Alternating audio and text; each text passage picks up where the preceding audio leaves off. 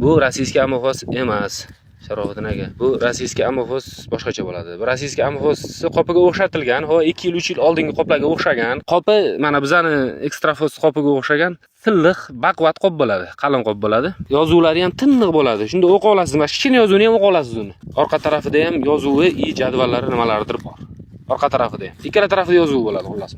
Eski formalari ichiga buklanib tikilardi, mana bu ichiga buklanib, 2 marta buklanib tikilardi. O'zimizdan selitralarga o'xshab tikilardi-da. Hozirgisi lekin mana bunaqa ekstrafosga o'xshab tikiladi. Lekin siz rossiyskiy amofos bermagansiz. Endi aytayotdim.